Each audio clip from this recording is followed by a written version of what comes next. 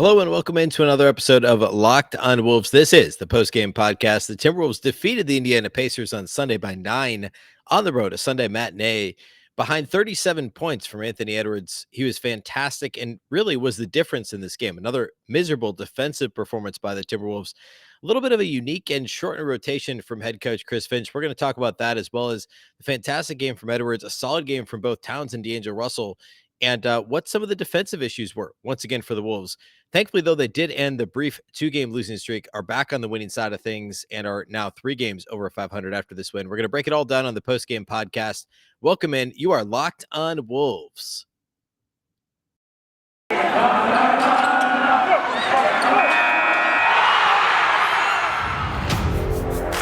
You are Locked on Timberwolves, your daily Minnesota Timberwolves podcast. Part of the Locked On Podcast Network. Your team every day.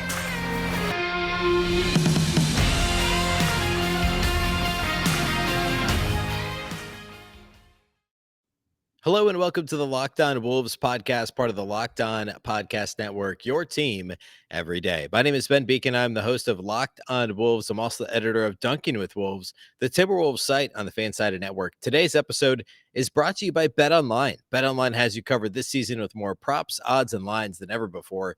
BetOnline, where the game starts. Happy Monday, everybody. Happy post-game podcast. Happy victory Monday. The Timberwolves beat the Pacers on Sunday by 9 on the road, a Sunday afternoon game.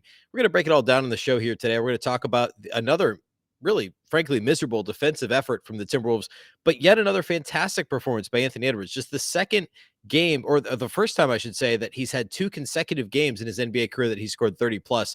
We're going to break it down, plus the defensive issues and the shortened rotation from Chris Finch. It's all upcoming on the show. First of all, though, thank you for making Locked On Wolves your first listen each and every day. Of course, the show is free and available everywhere.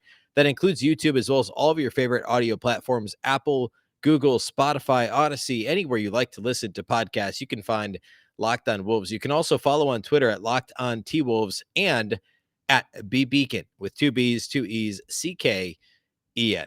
All right. As mentioned, the Timberwolves beat the Pacers by 9 on Sunday afternoon. This was a really fun game, at least in terms of it was up and down. It was fast-paced. There was a lot of offense. And that's apparently now par for the course for the Timberwolves, who have failed to hold an opponent below 100 points now for the better part of 3 weeks. And I mean, obviously they won this game, but man, they have not held an opponent below 114 points for the last 5 games, not below 105, going all the way back to the win over the Warriors, sans Steph Curry, which was also the last time they've held an opponent below 100, and that was about 3 weeks ago. So not a great defensive run for the Timberwolves. We'll talk a little bit about that and what happened on Sunday. Plus, of course, key takeaways are upcoming, as well as individual studs and duds. Let's start by setting the stage a little bit here. This is a bruised and battered, or was a bruised and battered, and I guess still is, Indiana Pacers team that had lost 5 straight coming into this game, and had a number of guys injured. Obviously, no Malcolm Brogdon, no Miles Turner. Domantas Sabonis had been traded at the deadline. Now, of course, that meant the Pacers had Tyrese Haliburton. They also had Buddy Hield in the starting lineup, Tristan Thompson off the bench for the Pacers. So, I mean, reinforcements had arrived, but Sabonis had been traded. The next best player, Jeremy Lamb had been traded, but the next best players on the list that were still on the roster are injured in the form of Miles Turner and Malcolm Brogdon. So this is certainly a depleted Pacers team. The Timberwolves were fully healthy for this game, at least in terms of players available. Obviously, nobody's fully healthy at this point, basically 2/3 of the way through the season. But a healthy Wolves roster in terms of who is available for Minnesota. So the fact that the Timberwolves continue to struggle this much on defense is certainly a concern. And we'll get to that here in a little bit. The first quarter was predictably sloppy, given that it was a matinee, a Sunday afternoon game. By the way, one of only 2 NBA games on the slate for the entire day on Sunday, but the second consecutive Sunday the Timberwolves have played a matinee. And the 4th game of a 4-game road trip, Timberwolves looking forward to getting home, Super Bowl Sunday, all that. So a little bit of a sluggish start. The offense, though, was fairly on point. Anthony Edwards was the biggest reason for that. D'Angelo Russell was pretty good offensively early as well. But the defense wasn't great. And this was a 4-point deficit headed to the second quarter. In the second quarter, the Timberwolves weathered an awful stretch of officiating Karl-Anthony Towns was getting hammered virtually every time down the court. The Wolves were feeding him in the post. Of course, with no Sabonis, the Pacers had no answer for Towns. Unfortunately, though, Tristan Thompson was able to get under Towns' skin when they were matched up together. And Cat got whistled for 3 offensive fouls in this game, ended up with 5 personal fouls, only played 22 minutes in the game because of all the foul trouble, picking up his 3rd foul before the end of the first half, picking up his 5th foul, or actually 4th foul late in the 3rd, and then 5th foul midway through the 4th quarter. Towns was limited to just 22 minutes on the night, but Thompson was one of the players that frustrated him the most early in this game. And despite the fact there was no Sabonis and nobody else in the Pacers front court could really slow down Karl-Anthony Towns, the officials did not help matters by not giving Karl-Anthony Towns the whistles that he deserved in this game. And it was a rough sequence in the second quarter that culminated in Towns getting called for his 3rd foul shortly before halftime. And so he had to leave the floor, and it was really kind of a touch foul defensively where he stuck a hand up, I guess maybe got whoever the offensive player was with the Pacers with the body a little bit, kind of a difficult foul call given all the contact that he'd been taking on offense. And so he had to head to the bench with 3 fouls before halftime. Ultimately, though, the Timberwolves were able to finish the second quarter strong. It had a 10-point lead at halftime, or actually a 12-point lead at halftime. And things felt about how they should, right? This is a Pacers team. The Wolves were 6-point favorites, according to our friends at betonline.ag before the game, or betonline.net, excuse me, before the game. So no surprise that they were up by double figures at halftime. And then in the third quarter, the Timberwolves actually stretched that lead to 18 points before Karl-Anthony Towns picked up his 4th foul, had to leave the floor. The Pacers switched to playing more of a zone defense because Anthony Edwards had just been killing them early in this game, getting to the basket at will. The Pacers switched to playing a zone, and it slowed down the Timberwolves bench, certainly. When Edwards came back into the game, though, he was able to fire at will from the perimeter and made more than half his 3-point attempts in this game. 7 of 13 shooting from the perimeter. Teams are generally okay with Edwards shooting step-back threes versus getting downhill and challenging them at the rim. But in this game, Edwards was fine, shot the ball well from everywhere on the floor, essentially. And still, though, the Wolves are up by 18 early in the third quarter. After the game moved to the Timberwolves bench, the Pacers moved to a zone. Things slowed down a little bit. The Timberwolves were not able to make enough open shots or do enough damage offensively. Well, on defense, they struggled all game long, and the Pacers got a ton of second chance opportunities in the second half of this game. Overall for the game, the Pacers got a whopping 22 offensive rebounds against the Timberwolves. That was a big reason why the Pacers cut that 18-point Timberwolves lead all the way down to 2 late in the third quarter. It happened again early in the fourth. The Pacers got the deficit down to 2 multiple times, and thankfully, Karl-Anthony Towns was able to do enough damage early in the fourth, along with Edwards to some extent. D'Angelo Russell certainly played really well early in the fourth to extend the lead a little bit more. The Wolves were up 6 when Cat picked up his 5th foul with just about midway through the fourth quarter. And then when he returned to the game, it was still a 2-possession game. The Timberwolves were able to pull away a little bit down the stretch after an Anthony Edwards. Edwards was so good driving to the basket early in the game that the Pacers had to play up on him later, play a little bit off of him. Then he started making 3-pointers. The Pacers started to be worried about the fact that he was hot from 3, even though, pick your poison. He's basically an average 3-point shooter. The Pacers figured, especially off the dribble, he's a little below average. Pacers figured, okay, let's try and make him put the ball on the floor. Instead, the quick first step, Edwards got all the way to the rim, scored. This was a 2-point game, scored at the rim, got fouled, missed the free throw, but then Karl-Anthony Towns got a rebound, fired a no-look pass to Jaden McDaniels for dunk. The Timberwolves got a 2-possession lead there towards the end of the game, and that was essentially the nail in the coffin of the Pacers down the stretch. The Wolves ended up holding on to win by 9 as they played enough defense down the stretch and did just enough offensively to hold off a scrappy Pacers team that now has lost 6 straight. And frankly, this game should not have been this close, but it was such an important win for Minnesota. Headed back home, just 2 games left before the All-Star break. The Timberwolves could not afford to lose this game. So it didn't really matter how dicey it was at times. I want to dig in a little bit more on that, though. Not completely let the Timberwolves off the hook. I want to talk about the defensive issues and the coverage switches that the Timberwolves made in this game, trying to guard a little bit differently. And individually, some of the players that played well versus some of the players that simply did not. I want to break all that down next before we get to individual studs and duds.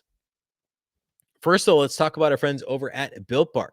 This is the time of year that I've pretty much given up on all of my New Year's resolutions, but not this year. I'm sticking to my resolution to eat right thanks to Built Bar. It almost feels like it's not really a resolution because I actually enjoy eating Built Bars. Have you tried Puffs, by the way? If you haven't, you're missing out on one of Built Bar's best tasting bars. Puffs are the first ever protein infused marshmallow.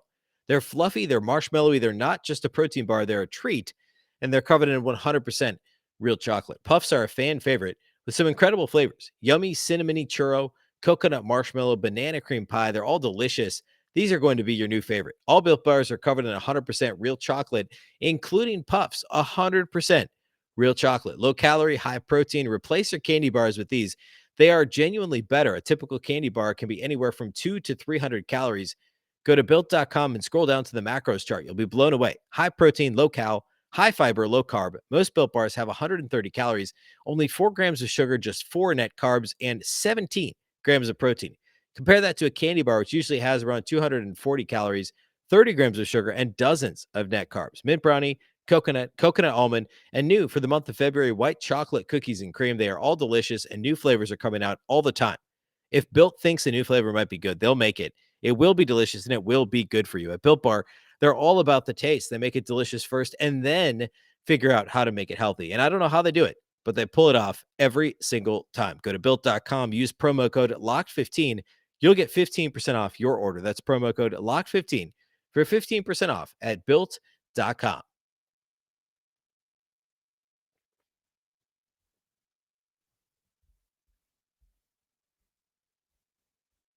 All right. Thanks again for making Locked On Wolves your first listen each and every day. Now, for your next listen, listen to the Locked On Now podcast, nightly recaps of every NBA game with analysis from our local experts. It's free and available wherever you get podcasts. All right. Let's talk key takeaways from Wolves Pacers on Sunday afternoon. Number one, the point of attack defense is not good for the Timberwolves right now. I said this kind of off the top. Timberwolves haven't held a team below 100 points or even below 105 points since that Warriors game, a win over the Warriors nearly a month ago when Steph Curry did not play, neither did Draymond Green.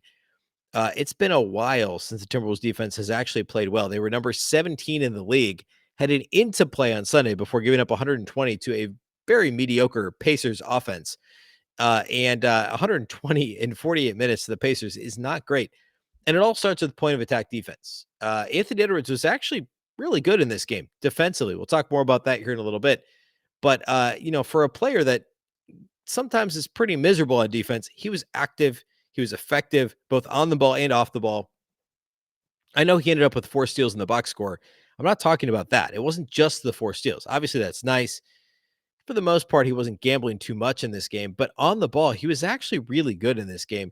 Patrick Beverley was typically active. That was expected. But, I mean, basically everybody else in the Timberwolves backcourt really struggled at times in this one, from D'Angelo Russell to Malik Beasley, Jordan McLaughlin, Jaden McDaniels at times.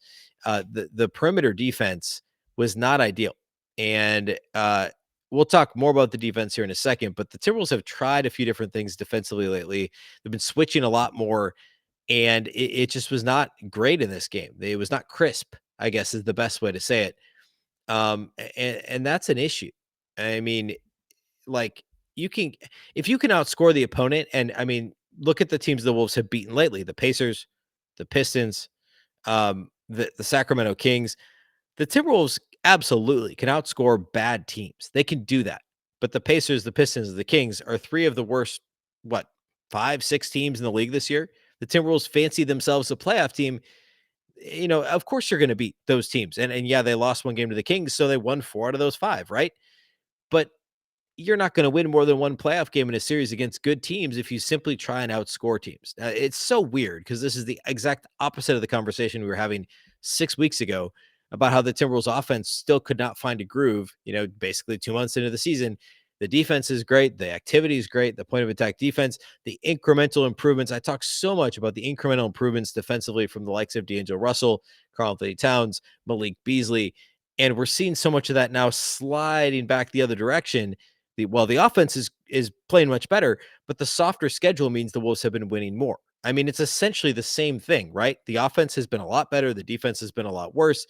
It's essentially the same team, just flipping what they're good at, but the schedule's easier, so it feels better. And yeah, they've still done enough defensively to get to beat some good teams. They beat the Nuggets by double figures. Obviously the Warriors, no Curry, wasn't as nice of a win, but to win some of these games because the defense is stepping up and commit and forcing turnovers, that's great, but it's not sustainable over the course of the season. And when you play good teams, it's why they lost really not in, not close games to the Warriors when they were at basically full strength, when they lost to the Suns when they were at full strength at Phoenix. You're not going to beat good teams with the recipe of great offense and shoddy defense, except for when you can create turnovers. And that will get you, 40 some regular season wins. You'll be above 500. You'll make the playoffs. That's all great.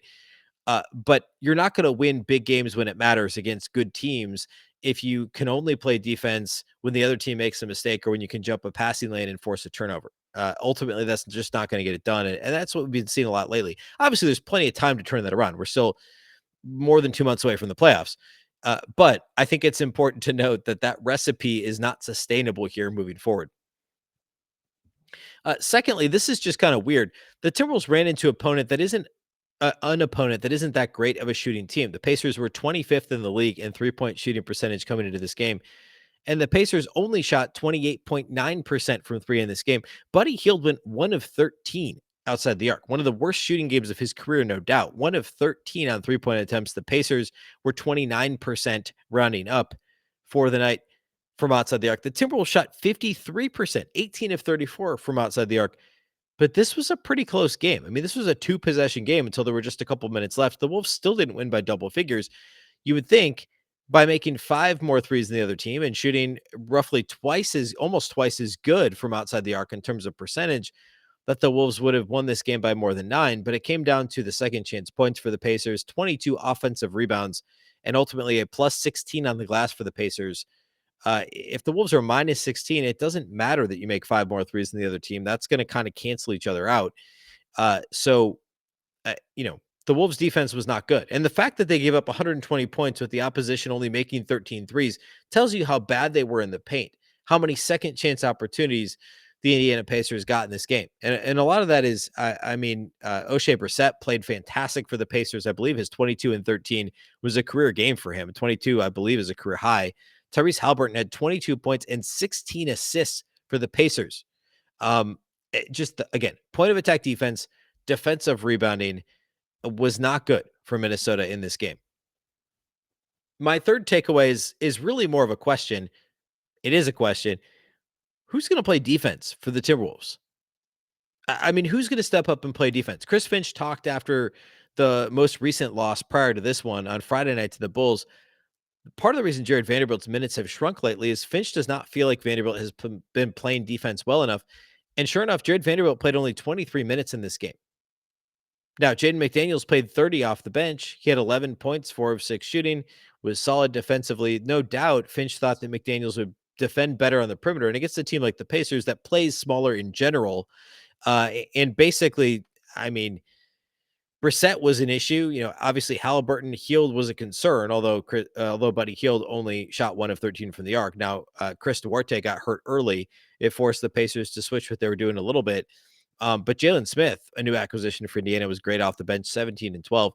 But by and large, the issue here was the lack of perimeter defense. And obviously Chris Finch thought that Jaden McDaniels could do better in that area than Jared Vanderbilt in this game. But ultimately, if the Wolves aren't going to play perimeter defense well, I mean, Taurean Prince did not appear in this game, and by all indications, he was healthy enough to play. He sprained his ankle a few games ago, but he'd played in every game since then, played 12 or 13 minutes against the Bulls on Friday. He was a healthy scratch in this game, did not play. Same with Josh Okogie, same with Jalen Noel. If you're looking for defense, Jalen Noel's not your guy, but Okogie, Taurean Prince, they're going to provide some perimeter defense. Now, Malik Beasley, you want to keep him rolling. You want to keep his confidence up. He did hit 3 threes in this game, but he did not provide any resistance on the perimeter for the Wolves. D'Angelo Russell was very good offensively, not so much defensively for the Timberwolves. And that's an area where both Taurean Prince and Josh Okogie could have pitched in. I wonder how much the rotation continues to tweak moving forward. If the offense is playing this well, Chris Finch could afford to give up a little bit offensively to get just a little bit of effective ball pressure from the likes of a Josh Okogie. or maybe a Torian Prince. Now, Prince is obviously a little bit bigger and a little bit of a different defender than Okogie. But the Wolves defense focused so much on switching the last couple of games, and it just hasn't been crisp. It's been sloppy. Not everybody on the Wolves. There were a couple of occasions. There was one in this game against the Pacers where the Timberwolves came out of a timeout, and not everybody was playing the same defensive coverage. It looked like a couple of the guys were playing man, the rest of the team was playing zone. It just sloppy mistakes like that. And I don't know if it's because they've switched to more of a switching concept defensively versus sticking with your man, fighting through the screen. It's hard to say what the issue is exactly, but the consistency is not there. And again, it's been sloppy for Minnesota of late. And that's got to straighten out. I mean, you're not going to beat the Timberwolves. Have Charlotte upcoming next. They've got a couple of games here before the All-Star break. And while generally the Timberwolves have an easier schedule after the All-Star break than a lot of the league, they're still playing some good teams, and you've still got to beat the bad teams. And this game was a little bit closer than it needed to be because the defense was so lackadaisical for Minnesota. The switches were not crisp, the rotations were not crisp, the contests were not there, and then the rebounding was beyond sloppy. There was no boxing out, there was no crashing the glass defensively. Just a number of areas that were completely overlooked by the Timberwolves in this one. And thankfully, it didn't cost them too much against a clearly inferior Pacers team. All right, let's close the show today by looking at individual studs and duds. We're going to do that next. Before we do, though, let's talk about the title sponsors from today's game, and that is, of course, our friends over at BetOnline. Football might be over for this season after the big game on Sunday, but basketball is now in full steam for both pro and, of course, college hoops. From all the latest odds, totals, player performance props, to where the next fired coach is going to land, BetOnline.net is the number one spot for all your sports betting needs. BetOnline remains the best spot for all your sports scores, podcasts, and news this season. It's not just basketball. BetOnline.net is your source for hockey, boxing, plus UFC odds, right on down to Olympic coverage and general information. Head to the website today or use your mobile device to learn more about the trends and action. BetOnline, where the game starts.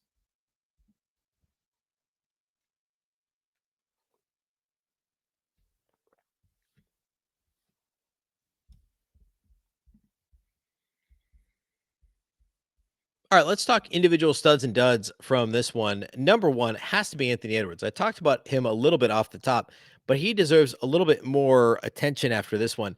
Ant scored 37 points in this one. It was just the first time in his career, of course, just a little over a year and a half worth of games, that Ant has scored 30 plus points in consecutive games. 37 points and 13 of 25 shooting, of course, better than 50% from the field, 7 of 13 on 3-point attempts, better than 50% from beyond the arc, 4 of 7 at the line, 5 rebounds, 4 assists, 4 steals in a game high 39 minutes for Anthony Edwards.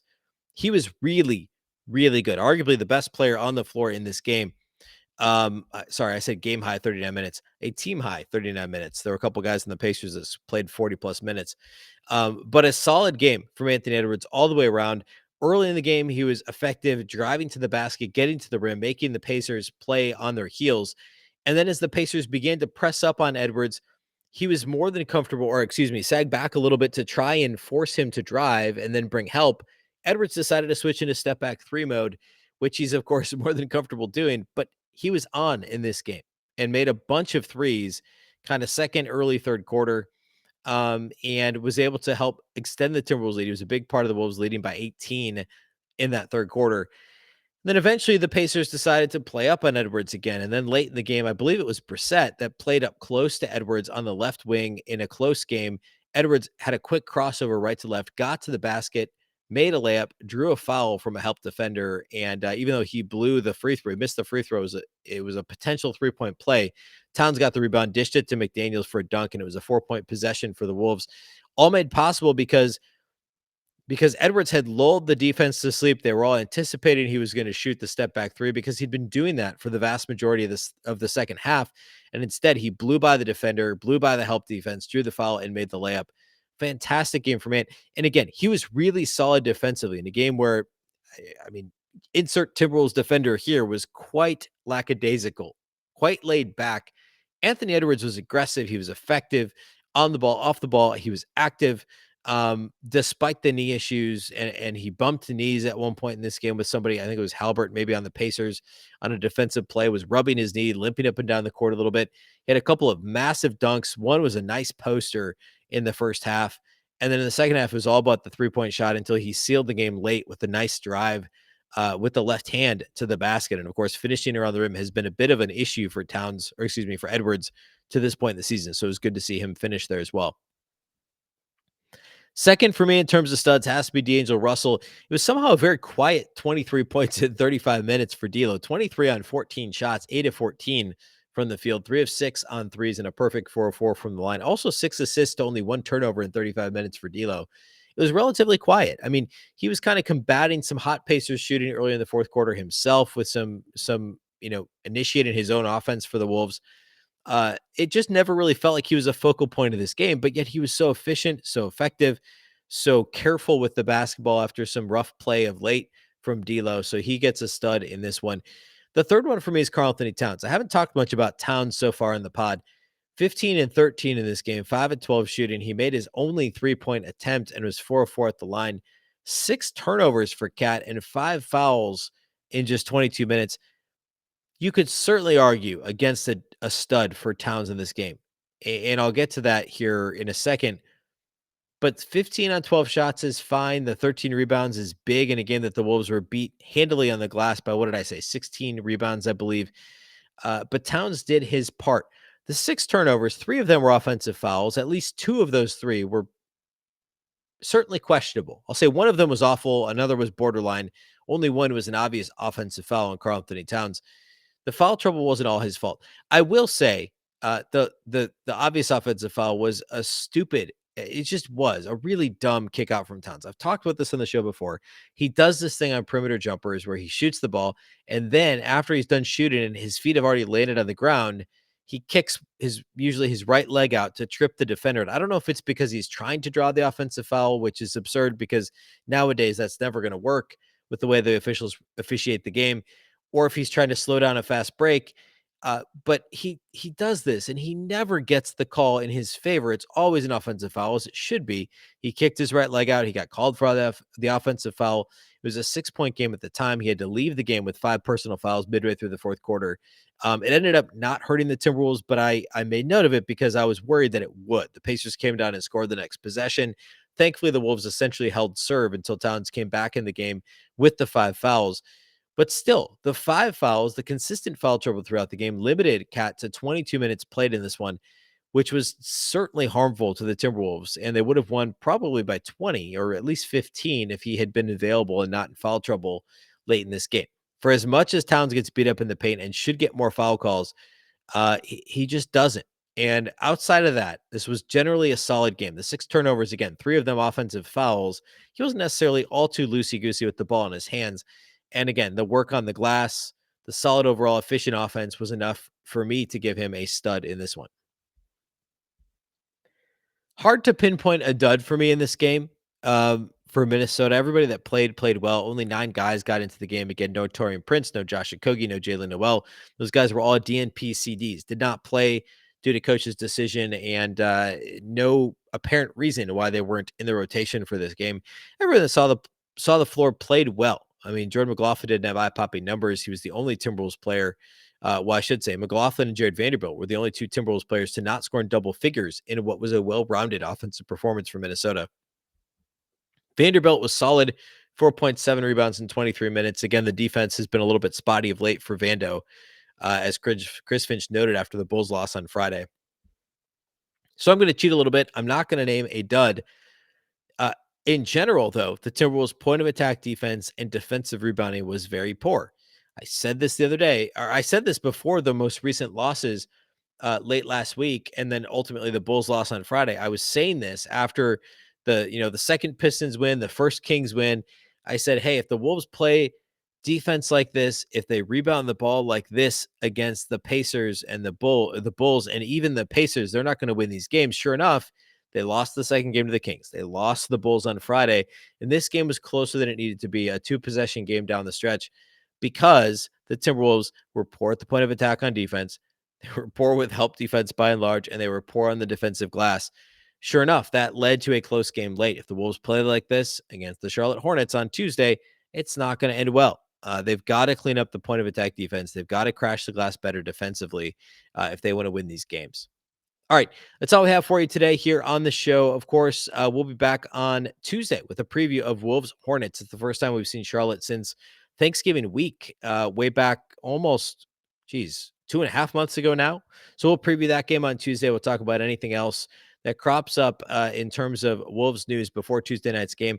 The All-Star break is this weekend, so we'll talk a little bit about previewing All-Star weekend here later in the week as well. There's still 2 games, though, before the midseason break. So there's plenty to talk about.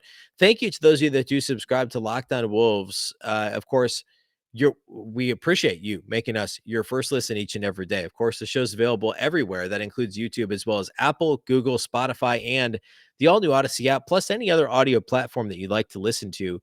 You can follow the show on Twitter at Locked On T Wolves and at Beecken with 2 B's, 2 E's, CKEN.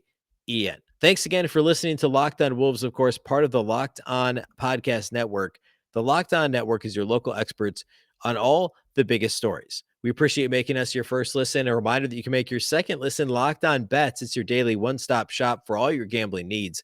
Locked On Bets, hosted by your boy Q with expert analysis and insight from Lee Sterling. It's free and available wherever you get podcasts. Once again, I'm Ben Beecken. This is the Locked On Wolves podcast, and we'll catch you next time.